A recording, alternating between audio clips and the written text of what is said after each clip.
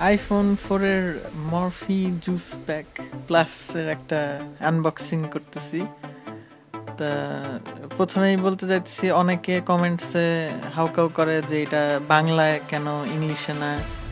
Obviously তারা বাংলা পারে না এর জন্য, কিন্তু আমি বাংলাই করে যাব, কারণ হইতেছে হাজার হাজার ভিডিও আছে ইংলিশে, আর বাংলা জাস্ট করতে চাইছি যারা বাংলায় হয়তো হেল্প হবে এর জন্য। আর অ্যাকচুয়ালি ইংলিশে করলেও ব্যাপার না, বাঙালিরা সবাই ইংলিশ পারে, কিন্তু তারপরেও একটা ব্যাপার আছে না, বাংলায় করতে চাইতেছি করবো, সো কইরেই যাবে, ব্যাপার নয়।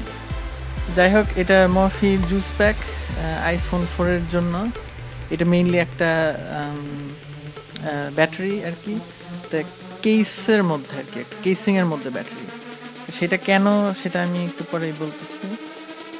এটার মধ্যে হইতেছে টক টাইম 3Gতে 8 ঘন্টা, ইন্টারনেট 3Gতে 7 ঘন্টা অথবা ওয়াইফাই 11 ঘন্টা, অডিও প্লেব্যাক হবে 44 আওয়ার্স, আর 11 ঘন্টা ভিডিও প্লেব্যাক, যেটা বেশ মানে আইফোনের জন্য অনেক।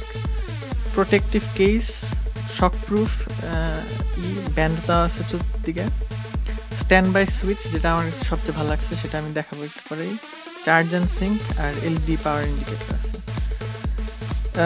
ইউটিউবের স্ট্যাটিস্টিক্স অনুযায়ী আমার বেশিরভাগ ভিউয়ার হইতেছে 13 বছর থেকে 18 বছরের মধ্যে। সো ছোট্ট বন্ধুরা, তোমরা এরকম আনবক্সিংয়ের সময় বা অন্য যে কোনো সময় এরকম ধারালো কোনো জিনিস নিয়ে কিছু করো না, সবসময় প্রফেশনাল হেল্প নিও। যাই হোক, এখন আর পেছন না করে শুরু করে দিই আনবক্সিং। কিছু না, সেটাই তো হবে। তারপর প্যাকেটের তো আসল জিনিসই দেখাইলাম না। ম্যাগনেট দিয়ে একটা ফ্ল্যাপ করছে, করলে অলরেডি এই যে প্রোডাক্টটা দেখা যাচ্ছে কালো রঙের।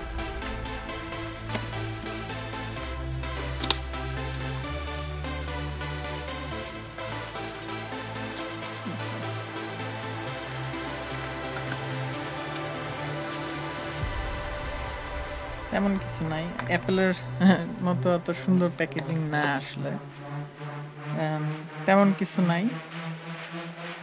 জুস প্যাকটা আছে আর এই ইউএসবি কেবল, এটা দিয়ে হচ্ছে চার্জ করা যাবে, এটা আমি দেখাচ্ছি এখন।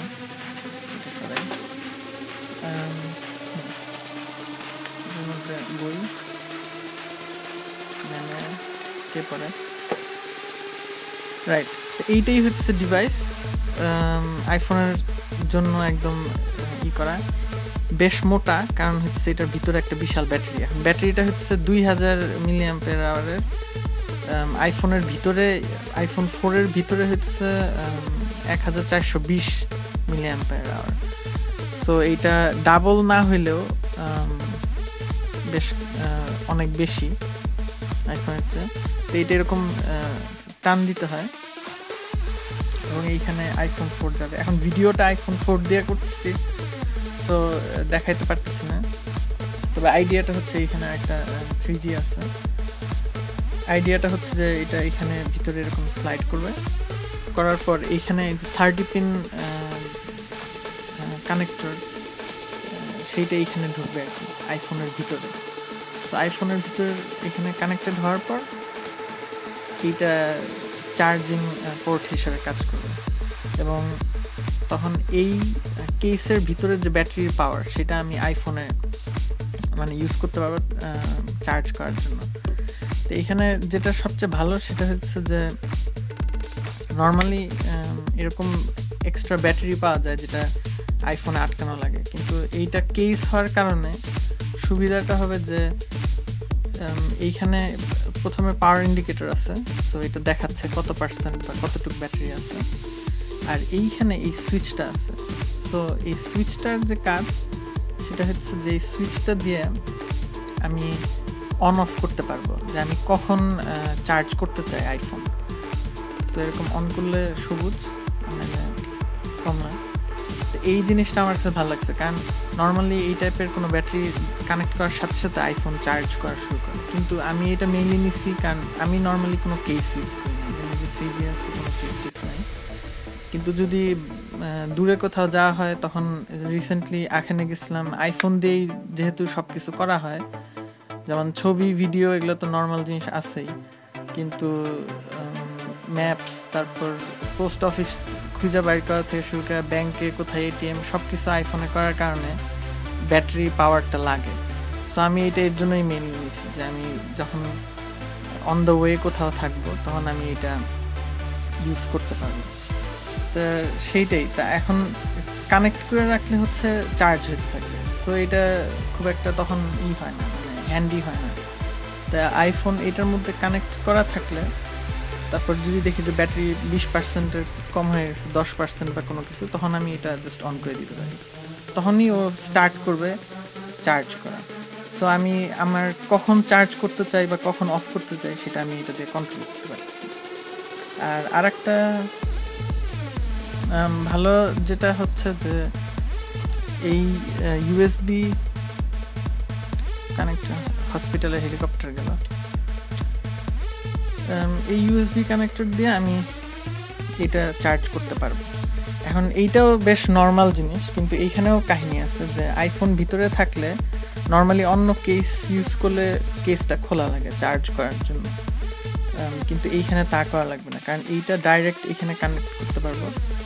এবং যেহেতু এইটার ভিতরে 30 পিন কানেক্টরটা আছে এবং এটা লাইসেন্স করা, সো আমি এইটা ডাইরেক্টলি ইউএসবিটা কানেক্ট করলেই আইটিউনসে ডাটা সিনক্রোনাইজ হবে প্লাস চার্জ হবে। সো এর জন্য এটা ভালো। এবং এই কানেক্টরটা ইভেন আইফোনের যে সকেট আছে, পাওয়ার সকেট, ওইটা পাওয়ার অ্যাডাপ্টার ওইটায় কানেক্ট করা যাবে। সো তাহলে আরও তাড়াতাড়ি আর কি হবে। আর এমনি এখানে যে বাটনগুলোও সব ঠিকঠাক আছে, ভলিউম, তারপর সাইলেন্ট মোড করার, উপরে অনেক জায়গা রাখা হয়েছে মাইক আর হেডফোনের জন্য, স্লিপ বাটন, আর পিছনে বড় করা আছে ফ্ল্যাশ আর ক্যামেরার জন্য।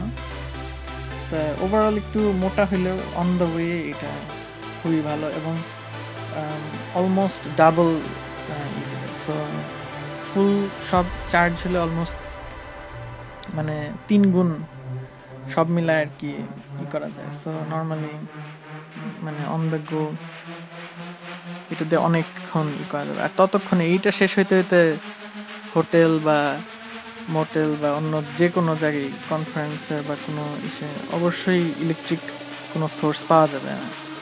সো এটা কোনো ব্যাপার না। তো এটাই মরফিন জুস প্যাক, এটা হচ্ছে প্লাস ভার্সন। সো এটার হচ্ছে 2000 mAh, সো এটা হাই ক্যাপাসিটির। আর হচ্ছে আর একটা আছে 1100, সো এটা আইফোনের চেয়ে একটু কম, সেটাও আছে, সেটা খারাপ না, প্রাইস ডিফারেন্স খুব বেশি না, যার ফলে এইটাই আমি বেশি ভালো মনে করলাম, কারণ ওইটা একটু চিকন হলেও ওইটার ক্যাপাসিটি কম।